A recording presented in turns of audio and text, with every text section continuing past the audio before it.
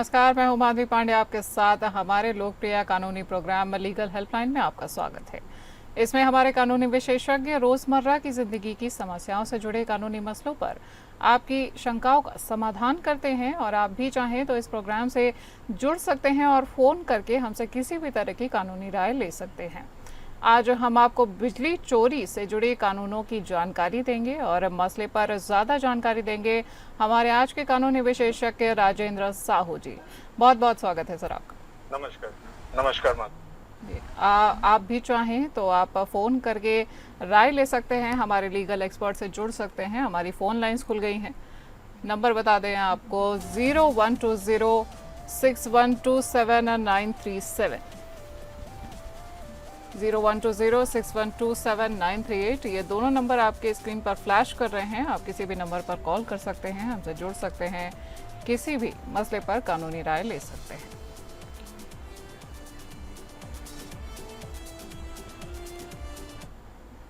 तो करते हैं हमारे लीगल एक्सपर्ट राजेंद्र साहू जी का। सर, हम चाहते हैं कि आप बताएं दर्शकों को कि बिजली चोरी करने पर आखिर कितनी सज़ा होती है और किस प्रकार का जुर्माने का प्रावधान है। नमस्कार जी देखिए, बिजली चोरी एक ऐसा एक्ट है जिसमें कि आप बिजली तो आप यूज करते हैं लेकिन उसके पैसे नहीं देते गवर्नमेंट को, जी जिसकी वजह से एक लॉस होता है गवर्नमेंट को, एक मॉनेटरी लॉस होता है गवर्नमेंट को और एक गलत एक्ट है। जी इस एक्ट के लिए इसके लिए इलेक्ट्रिसिटी एक्ट बनाई गई है 2003। जी जो पहले इलेक्ट्रिसिटी एक्ट थी वो 1948 की थी, उसको रिपील करके एक नई एक्ट बनाई गई है जिसमें कई प्रावधान दिए गए हैं कि यदि कोई व्यक्ति बिजली की चोरी करता है तो उस चोरी के लिए उसे 3 साल तक की सजा हो सकती है और इस सजा के साथ जुर्माना भी है। इस जुर्माने और सजा के बारे में जैसे जैसे ये प्रोग्राम आगे चलता है मैं आपको उसके बारे में समझाऊंगा। जी बिल्कुल। सर, बिजली मीटर के साथ छेड़छाड़ करते हैं लोग, अक्सर देखा जाता है। तो बिजली मीटर से छेड़छाड़ करने पर आखिर क्या सज़ा का प्रावधान है और इसमें सेक्शन 44 भी आता है, सेक्शन क्या कहता है? देखिए, सेक्शन 44 जो इलेक्ट्रिसिटी एक्ट का है वो डिफाइन करता है पेनल्टीज। जी आपने किस तरह की बिजली चोरी की है, आपने क्या क्राइम किया है, उसकी पेनल्टीज के बारे में वो डिफाइन करता है। बाकी सेक्शन 135 जो है वो मेन सेक्शन है जिसके अंदर सजा का प्रावधान है और जिसके अंदर आपको फाइन का प्रावधान है। वैसे ही सेक्शन 138 भी है जो कि आपको 10,000 का फाइन लगता है कि अगर आप कोई किसी के जो लीगल इलेक्ट्रिसिटी का मीटर है उसमें कोई भी टैंपरिंग करते हैं जी तो उसके लिए आप सेक्शन 138 के अंदर 10,000 का तक का फाइन भी लग सकता है। तो जी बेसिकली जो हमें समझना है वो ये समझना है कि आपको जो बिजली है वो बिजली आपको सरकार के द्वारा दी जाती है जिसके लिए आपको पैसे देने होते हैं जितना भी आप यूज करते हैं। जी अगर आप उसको पैसा देके यूज करते हैं तो आप उसे एक इलीगल तरीके से, जो एक लीगल तरीका है वो एक तरीका लीगल तरीका है जिससे आप वो यूज कर रहे हैं। लेकिन अगर आपका कोई पड़ोसी या कोई जानकार आपके मीटर के थ्रू या आपके तार के थ्रू उस बिजली को चोरी करता है और उसके पैसे वो नहीं देता है सरकार को, तो वो बिजली चोरी में माना जाता है, जिससे नुकसान आपका भी है जिसके मीटर के थ्रू वो बिजली चोरी की जा रही है और ऑब्वियसली सरकार का जो एक्सचेकर है, जो पॉकेट है, उसको तो आप चोरी कर ही रहे हैं। जी। और सर, इसमें सेक्शन 44 भी आता है, तो हम चाहते हैं आप बताएं कि सेक्शन 44 आखिर क्या कहता है। जैसे मैंने अभी आपको बताया, सेक्शन 44 पेनल्टीज को डिफाइन करता है जी कि क्या क्या पेनल्टीज लग सकती हैं अगर आप इस तरह का कोई क्राइम करते हैं। उस एक सेक्शन 44 एक ब्रॉडर सेक्शन है जो कि पेनल्टीज के, डिफरेंट पेनल्टीज के बारे में बात करता है जी और वो कंप्लीट इलेक्ट्रिसिटी एक्ट के बारे में बात करता है। जी ठीक है सर। और बिजली चोरी के खिलाफ अगर शिकायत दर्ज करी जाए तो वो किस तरह से दर्ज की जा सकती है, क्या प्रोसेस होता है? देखिए, जैसे ही आपको पता चलता है कि अब बिजली चोरी कर रहा है कोई, तो आप ये डायरेक्ट विद्युत विभाग को यानी इलेक्ट्रिसिटी बोर्ड को भी कंप्लेंट कर सकते हैं और एक एफआईआर भी रजिस्टर करा सकते हैं सेक्शन 135 के under, section 135 of the electricity act through 2003 के अंडर। जी तो इसके अंदर आप एक एफआईआर रजिस्टर करा सकते हैं, आप विद्युत बोर्ड को आप कंप्लेंट कर सकते हैं और वो आके उसको चेक करेंगे और यदि वो सच माना जाता है तो उस व्यक्ति को जिसने ये चोरी की जी। अगर देखिए 10 वॉट तक की आप चोरी करते हैं तो आपको 3 गुना फाइन देना है। मान लीजिए 1000 रुपए की आप इलेक्ट्रिसिटी की चोरी करते हैं तो आपको 3000 फाइन देना पड़ेगा। जी। और यदि आप ये गलती दूसरी बार करते हैं, जैसे आप फिर से चोरी करते हैं, तो आपको 6 टाइम्स देना पड़ेगा, यानी 1000 का 6000 का फाइन देना जी। पड़ेगा। और यदि आप 10 वॉट से ज्यादा की चोरी करते हैं तो आपको डायरेक्ट जेल भेज दिया जाएगा। ठीक है सर। अक्सर ऐसा भी देखा गया है कि बिजली विभाग की तरफ से खपत से ज़्यादा बिजली बिल आ जाता है कंज्यूमर्स को, तो ऐसे में कंज्यूमर्स आखिर क्या कर सकते हैं? देखिए, जैसे ही बिजली बिल आपका ज़्यादा आता है तो आप उसकी कंप्लेंट कर सकते हैं, आप कंज्यूमर फोरम में जा सकते हैं, आप हाई कोर्ट भी अप्रोच कर सकते हैं, आप डायरेक्ट सुप्रीम कोर्ट भी अप्रोच कर सकते हैं। लेकिन बेसिकली जो प्रोसेस है वो ये है कि आपको पहले तो आपको ये बताना है विद्युत बोर्ड को कि आपके मीटर पे एक गलत बिजली का बिल आया है। जी। उस बिल को चैलेंज करते हुए आप जो फोरम्स हैं जिनके बारे में मैंने बात की है, आप उन फोरम्स में जाके वो कंप्लेंट कर सकते हैं और आप दिखा सकते हैं कि आपकी पहले क्या बिजली आती थी और अब बिजली का जो मीटर का बिल आया है। जैसे कई लोगों को करोड़ों लाखों का बिल आ जाता है बाय मिस्टेक, जी। तो वो रेक्टिफाई करता है वो। और यदि अगर वो रेक्टिफिकेशन नहीं होता तो फिर आपको लीगली इस पर लड़के उसको हटवाना पड़ेगा। अब आप देखें तो जो कंट्रीज हैं, इंडिया है, पाकिस्तान है, जी। बेल्जियम है, टर्की है, इन कंट्रीज में बिजली चोरी बहुत ज्यादा होती है। जी बिल्कुल। अगर आप यूपी को ही देखें तो 22 करोड़ की डेली बिजली चोरी होती है यहाँ पे। तो इन बिजली चोरी को रोकने के लिए कानून ने बड़ा सख्त वो प्रावधान रखा है और 3 साल की सजा एक सख्त प्रावधान ही माना जाएगा। जी। ठीक है सर। तो बिजली चोरी के लिए जब बिजली चोरी की जाती है तो मुकदमा भी होता है, तो मुकदमे में आखिर क्या कुछ होता है? क्या प्रोसेस फॉलो होती है? क्या क्या कुछ देखने को मिलता है मुकदमे में? देखिए, जैसे बाकी मुकदमे होते हैं वैसे बिजली चोरी का भी मुकदमा होता है, जिसमें कि सारा एविडेंस लगाया जाता है कि किस तरह व्यक्ति को पकड़ा गया, क्या वो किसी कंप्लेंट पे हुआ था एक्शन या किसी एक रूटीन चेकअप में इस एक्शन में पकड़ा गया व्यक्ति जिसने उस तार लगाया हुआ था और बिजली बोर्ड ने उसको पकड़ा।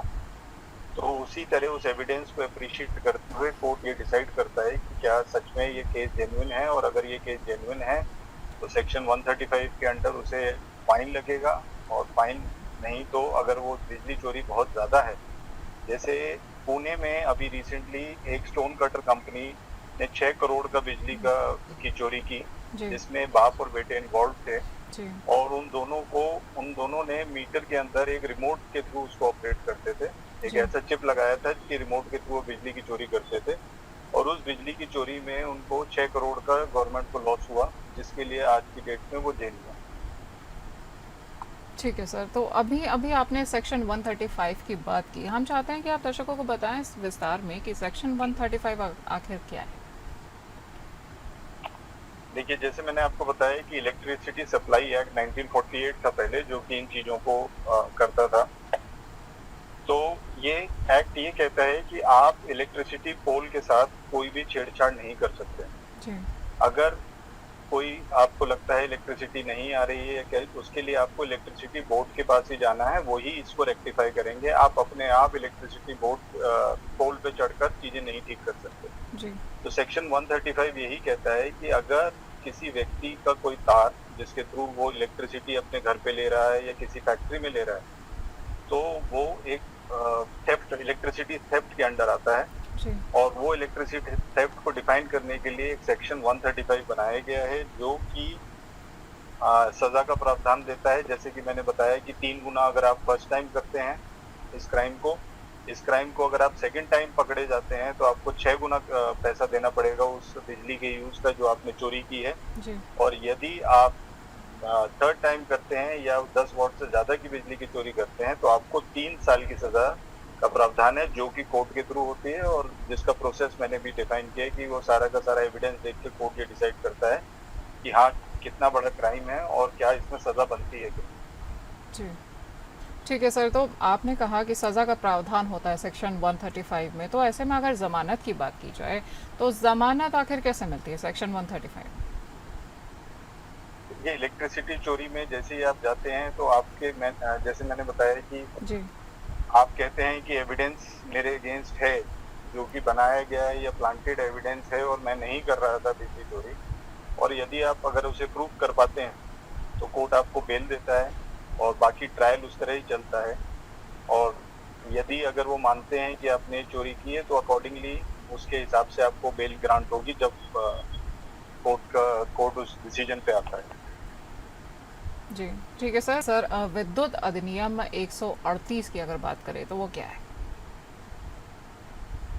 देखिए, विद्युत अधिनियम 138 जो है वो अगर कोई मीटर के साथ, आपके लीगल मीटर के साथ छेड़छाड़ करता है तो उसके लिए 10,000 के फाइन का प्रोविजन रखता है। सेकेंडली, जैसे अभी हमने डिस्कस किया, तो ये एक नॉन वेलेबल ऑफेंस है।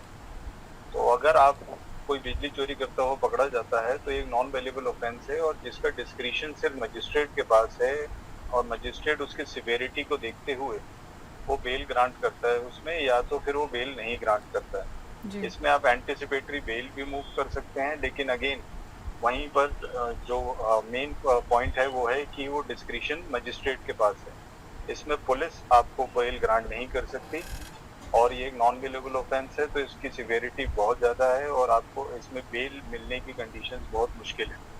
ठीक है। तो सेकेंडली, जैसे आपने पूछा, सेक्शन 138 में अगर आप कोई व्यक्ति ऐसे करता हुआ पकड़ा जाता है तो उसको 10,000 रुपये का जो फाइन है वो फाइन भरना पड़ेगा। जी ठीक है सर। और अगर कंज्यूमर्स की बात करें, कंज्यूमर्स के राइट्स की बात करें, तो बिजली के जो उपभोक्ता होते हैं उनके आखिर क्या अधिकार होते हैं, और अगर उनके हक का हनन किया जाता है तो कंज्यूमर्स क्या कुछ कर सकते हैं? देखिए, कंज्यूमर जो हैं, इलेक्ट्रिसिटी एक्ट 2003 के अंडर कंज्यूमर फोरम के अंदर एक consumer forum is not the right place जहां पर वो जाकर अपने प्रॉब्लम्स को बता सकते हैं। इसके जी। लिए इलेक्ट्रिसिटी एक्ट में स्पेशल कोर्ट्स डेजिग्नेट किए गए हैं जी जो कि कंज्यूमर्स के केसेस को देखते हैं। जो ये स्पेशल कोर्ट्स हैं उनका यही काम है। बेसिकली वो कंज्यूमर फोरम जैसे ही कोर्ट्स हैं, लेकिन वो स्पेशल एक्ट के अंडर बने हैं कोर्ट्स, और वो डिफरेंट इलेक्ट्रिसिटी बोर्ड्स के कोर्ट्स। अगर किसी व्यक्ति को कोई फर्स्ट ग्रीवियंस रेज करना है तो उसे पहले ग्रीवियंस रिट्रेसल ऑफिसर, जो कि GRO होता है, उसके पास जाना पड़ता है और अपनी कंप्लेंट को देना होता है। और जब वो अपनी कंप्लेंट इस ग्रीवियंस रिट्रेसल ऑफिसर को देता है और अगर वो उसको नहीं सॉल्व कर पाते हैं तो फिर वो अपनी अपील को इलेक्ट्रिसिटी ओम्बड्समेंट के पास जा सकता है। इलेक्ट्रिसिटी ओम्बड्समेंट एक तरीके से एक ओम्बड्समेंट होता है जो कि मीडिएशन की तरह ही एक्ट करता है, जी और वो ये देखता है कि क्या इसमें हो सकता है और किस तरह से इसमें रिलीफ दिया जा सकता है। और यदि दोनों जगह से आप सेटिस्फाइड नहीं हैं तो जैसे मैंने आपको बताया कि अभी जो स्पेशल कोर्ट्स हैं उसमें आप अपनी कंप्लेंट को ले जा सकते हैं और उस कंप्लेंट का फिर कानूनी रूप से निवारण किया जाएगा।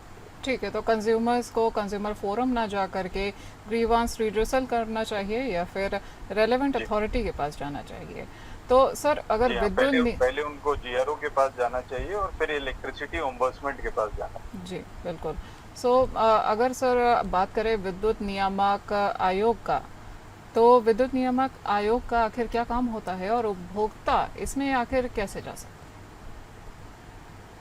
जैसे अभी हमने डिस्कस किया कि जो आयोग है उसका काम यही है कि वो पहले इन चीज़ों को एज देखिए, लीगल जो इश्यूज होते हैं, जब आप कोर्ट जाते हैं तो आपको एविडेंस और बहुत सारा प्रोसीजर कंप्लीट करना होता है। हैं? जी लेकिन ये जो आयोग हैं वो आयोग इसलिए बनाए गए हैं कि उनको एक मीडिएशन के वे से या एक सरल तरीके से चीज़ों को सॉल्व किया जा सके। बिल्कुल। तो जैसे ग्रीवियंस रिट्रेसल का कोई ऑफिसर है तो वो एक सरल तरीके से, यदि आपका बहुत ज़्यादा बिल आया है तो उसको एक सरल तरीके से उसको सॉल्व करे और आपका ज़्यादा लीगल एक्सपेंसेस ना बने और चीज़ एक लिमिटेड टाइम में ख़त्म की जा सके। जी वहीं अगर वो अपील में जाता है और इलेक्ट्रिसिटी ओम्बड्समेंट के पास जाता है तो ओम्बड्समेंट भी यही काम करता है। जैसे इंश्योरेंस ओम्बड्समेंट होते हैं, अगर आपकी गाड़ी की चोरी हो जाए तो सबसे पहले आपको ओम्बड्समेंट में जाना पड़ता है। ओम्बड्समेंट ये डिसाइड करता है कि इंश्योरेंस कंपनी और जिसकी कार का थेफ्ट हुआ है उसमें अगर कोई भी बीच में समझौता हो सके और उसको कंपनसेशन मिल सके तो वहीं पर केस खत्म हो जाता है।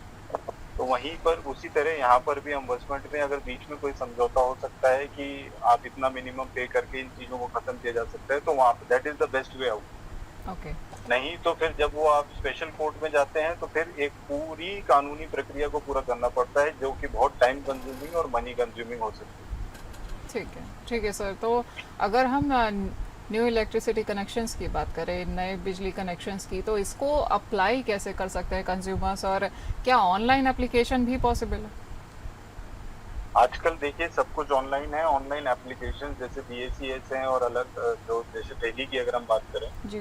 तो सबके पास एक प्रोविजन है, ऑनलाइन आप अप्लाई कर सकते हैं। बाकी ऑनलाइन अप्लाई करने के बाद आप डॉक्यूमेंट जैसे अपलोड करते हैं तो वो आके वेरिफिकेशन करके जगह का वो आपको इलेक्ट्रिसिटी प्रोवाइड करते हैं। जी। तो ऑनलाइन प्रोविजंस हैं, सारे प्रोविजंस हैं और आजकल जैसे हर चीज़ ऑनलाइन है, जैसे हम भी ऑनलाइन कनेक्टेड हैं जी। तो हर चीज़ ऑनलाइन की जा सकती है। जी। ठीक है। ठीक है सर, तो अभी ऐसा भी होता है कई बार कि बिजली चोरी और बकाया बिल के मामले में बिजली का कनेक्शन कट जाता है उपभोक्ताओं का, तो बिना नोटिस अगर ये कनेक्शन काटा जाता है तो उपभोक्ता क्या कर सकते हैं? देखिए अगर उपभोक्ता के साथ ऐसी कोई भी चीज की जाती है कि बिना विदाउट नोटिस, कानून कहता है कि विदाउट नोटिस किसी भी चीज में आप प्रोसीड नहीं कर सकते। जी। अगर किसी व्यक्ति को विदाउट नोटिस किया जाता है तो उसकी जो नेचुरल राइट्स हैं, जो कि राइट्स हैं नेचुरल जस्टिस की, जी। उसको वायलेट करता है।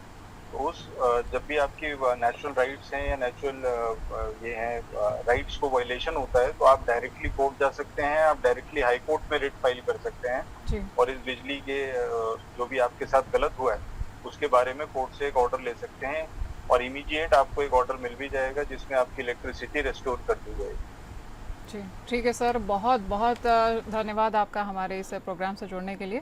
हमारे साथ जुड़े थे आज लीगल एक्सपर्ट राजेंद्र साहू जी, जो कि आपको बिजली चोरी से जुड़े कानूनों के बारे में जानकारी दे रहे थे। आप भी चाहें तो हमारे इस शो से जुड़ सकते हैं और किसी भी प्रकार की कानूनी राय ले सकते हैं, हमारे लीगल एक्सपर्ट से भी बात कर सकते हैं। आज के लिए लीगल हेल्पलाइन में इतना ही। नमस्कार।